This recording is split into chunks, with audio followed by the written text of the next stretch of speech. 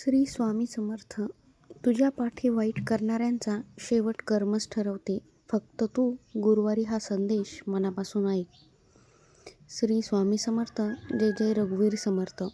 बाळा, आयुष्यात प्रत्येकाला कधीतरी असा अनुभव येतो की काही लोक समोर गोड बोलतात पण पाठीमागे वाईट बोलतात, मत्सर करतात किंवा अडथळे निर्माण करतात. अशा वेळी मन खचते, राग येतो आणि सूड घ्यावासा वाटतो. पण स्वामी समर्थांचा संदेश काय आहे तो नीट बघ. स्वामी शिकवतात की दुसऱ्याच्या वाईटाचा विचार करण्यात आपली शक्ती वाया घालवू नका. कर्माचा नियम प्रत्येकासाठी सारखाच आहे. आपण जसे कर्म करतो तसे त्याचे फळ कधीतरी मिळतेच. म्हणून दुसऱ्याला शिक्षा करण्याचा विचार करण्यापेक्षा स्वतःचे कर्म, आपला स्वभाव आणि आपली श्रद्धा जपा. जर तुमच्यावर अन्याय झाला असेल तर निराश अजिबात होऊ नका. सत्य, संयम आणि प्रामाणिकपणाची वाट कठीण असली तरी तिचा शेवट हा चांगलाच असतो. स्वामींवर विश्वास ठेवून योग्य मार्गाने पुढे चालत राहा. गुरुवारी हा अनेक भक्तांसाठी स्वामींच्या स्मरणाचा विशेष दिवस मानला जातो. गुरुवारी या दिवशी शांत मनाने स्वामींचे नामस्मरण करा. गरजू व्यक्तींना मदत करा. कटू शब्द टाळा आणि मनात क्षमा ठेवण्याचा प्रयत्न करा. लक्षात ठेवा, दुसऱ्याचे वाईट होण्याची इच्छा करण्यापेक्षा स्वतःचे जीवन चांगले घडवणे हीच सर्वात मोठी जिंक आहे. जे लोक आज तुमची किंमत ओळखत नाहीत ते उद्या तुमच्या चांगल्या कर्मामुळे आणि यशामुळे तुमचा आदर करतील. म्हणून आजपासूनच एक संकल्प तुम्ही करा. मी कोणाचाही द्वेष करणार नाही. मी माझे कर्म प्रामाणिकपणे करीन. मी स्वामी समर्थांवर श्रद्धा ठेवीन आणि कोणतीही अडचण आली तरी धैर्य सोडणार नाही. विश्वास ठेवा, श्रद्धा, संयम आणि सत्कर्म यांचा मार्ग कधीच वायाला जात नाही. श्री स्वामी समर्थ. श्री स्वामी समर्थ म्हणतात, गुरुवारी तुम्ही या 7 गोष्टी मात्र नक्कीच लक्षात ठेवा. तुमच्या आयुष्यातील अडथळे दूर होण्यास मदत नक्कीच होईल. बाळा, आजचा हा संदेश श्रद्धेने ऐक. अनेक जण विचारतात, स्वामी माझ्या आयुष्यात एवढे दुःख का आहेत? मी कोणाचे वाईट केले नाही तरी मला संकटे का येतात? स्वामी समर्थांचा संदेश असा आहे की प्रत्येक माणसाच्या आयुष्यात परीक्षा येतातच.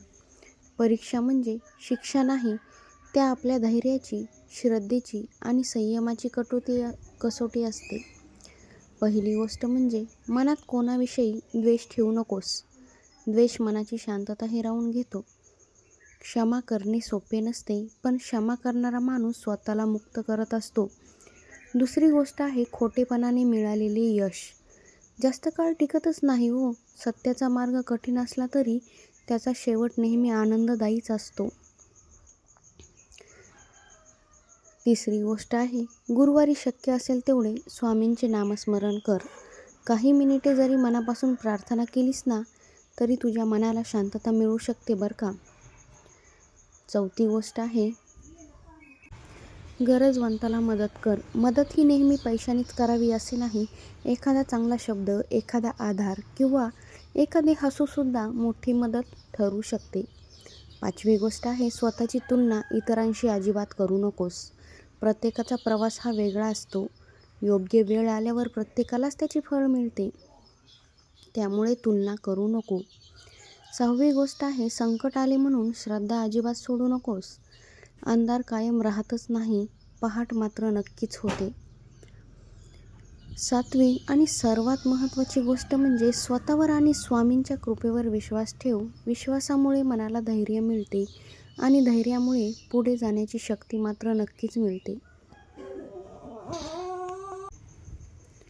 म्हणूनच बाळा, कोणाचे वाईट होण्याची इच्छा करू नकोस. स्वतःचे कर्म चांगले ठेव, चांगले विचार ठेव, प्रामाणिकपणे प्रयत्न करत राहा.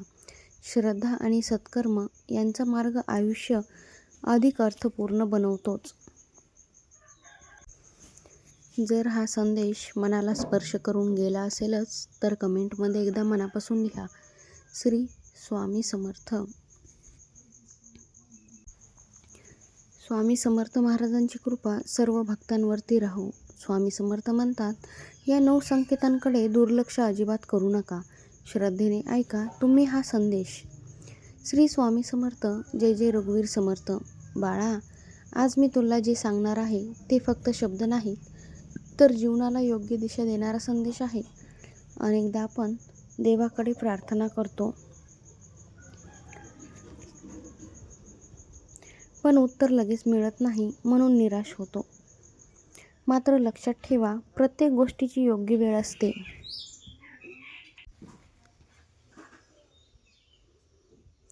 आज आपण अशा 9 गोष्टीबद्दल जाणून घेणार आहोत, ज्या प्रत्येक भक्ताने लक्षात ठेवाव्यातच. पहिला संकेत आहे मनामध्ये अचानक शांतता निर्माण होणे. दुसरा संकेत आहे सतत चांगले कर्म करण्याची इच्छा होणे. दुसऱ्यांना मदत करावी, नम्रपणे बोलावे, वडीलधाऱ्यांचा आदर करावा अशी भावना मनात निर्माण होत असेल तर ती चांगल्या दिशेने जाण्याची खूण असू शकते. तिसरा संकेत आहे संकटातून शिकण्याची तयारी. संकट आले की हे माझ्याच बाबतीत का आले असे विचारण्याऐवजी यातून मी काय शिकू शकतो असा विचार करा. हा विचारच माणसाला मजबूत बनवतो. चौथा संकेत आहे वाईट संगत सोडण्याची इच्छा. जे लोक सतत नकारात्मकता पसरवतात, भांडणे लावतात किंवा चुकीच्या मार्गावर नेतात त्यांच्यापासून दूर राहणे हेच आपलं शहाणपण आहे. पाचवा संकेत आहे कुटुंबाचे महत्त्व समजणे. आई वडील, जोडीदार, मुले आणि आप्तेष्ट यांच्याशी प्रेमाने वागा. घरातील शांतता ही खरी मोठी संपत्ती असते. सहावा संकेत आहे संयम वाढणे. प्रत्येक इच्छा लगेच पूर्ण होत नाही, पण संयमाने केलेला प्रयत्न अनेकदा चांगले परिणाम देतोच. सातवा संकेत आहे कृतज्ञता. दररोज काही क्षण आपण जी मिळाली आहे त्याबद्दल आभार मानले तर मन अधिक सकारात्मक होते. आठवा संकेत आहे नियमित प्रार्थना. प्रार्थना म्हणजे फक्त काही मागणे नाही, ती स्वतःशी संवाद साधण्याची आणि मन स्थिर करण्याची एक सुंदर पद्धत आहे. त्यामुळे प्रार्थना नक्कीच करत जा. नववा संकेत आहे आशा कधीही सोडू नका. आपण आशा कधीही सोडायची नाही, ती मग आपल्या स्वप्नांसाठी असो. अंधार कितीही गडद असला तरी पहाट ही येतेच. म्हणून परिस्थिती कठीण असली तरी प्रयत्न आणि विश्वास अजिबात सोडू नका. बाळा, लक्षात ठेव, श्रद्धा म्हणजे चमत्काराची हमी नाही, ती संकटातही योग्य मार्गावर टिकून राहण्याची शक्ती देते. चांगले कर्म, नम्र स्वभाव आणि सातत्यपूर्ण प्रयत्न यामुळे जीवनामध्ये सकारात्मक बदल घडू शकतात.